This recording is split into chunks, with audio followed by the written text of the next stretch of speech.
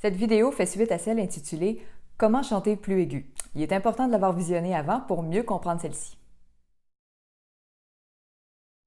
On a vu quels étaient les éléments qui contribuaient à la production des notes plus aiguës, soit la hauteur de la langue et du larynx, la bascule du cartilage thyroïde, l'ancrage du torse, de la tête et du cou et la rétraction des fausses cordes vocales. Voyons ici maintenant quelles sont en fait les limites et les différences de ces éléments selon la masse des plis vocaux utilisés et la qualité vocale désirée.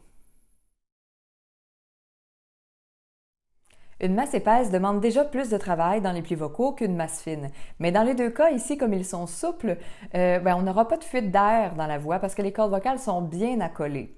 On pense tout de suite forcément à un débit d'air qui sera réduit aussi. Donc ici, tous les éléments sont pertinents. La seule limite, c'est que si je veux garder un timbre qui se rapproche du parler, du cri, quelque chose qui est plus franc, plus brut, donc une qualité vocale qui est plus neutre effectivement, je ne voudrais pas abuser de la bascule du cartilage thyroïde parce qu'elle peut vraiment amener beaucoup de mouvements, quelque chose de plus mélodieux, de plus léger à la voix.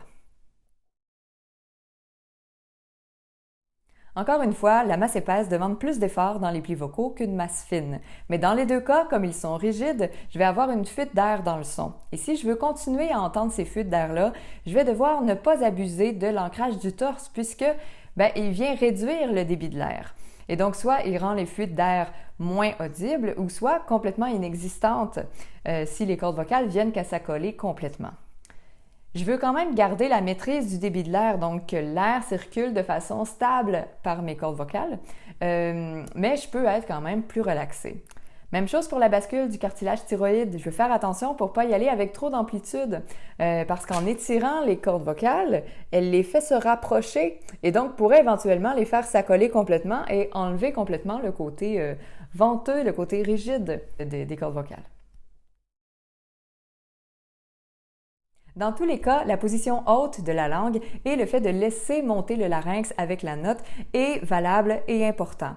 Dans ce bloc-là, il y a la hauteur du larynx, la configuration haute du larynx qui ne convient pas à toutes les situations. Donc, par exemple, quand j'ai besoin d'utiliser une configuration plus basse de mon larynx, par exemple si c'est plus lyrique, plus opératique ou simplement parce que je veux avoir un timbre plus sombre avec plus de fréquences graves, je ne peux pas utiliser la configuration haute du larynx en même temps puisque c'est le même morceau.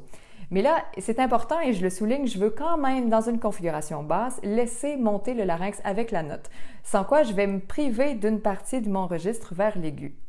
Je veux juste pas le monter encore plus haut, donc dans une configuration vraiment haute du larynx, parce que je vais simplement perdre les caractéristiques de ce timbre-là, de cette voix-là, dont des fréquences plus graves.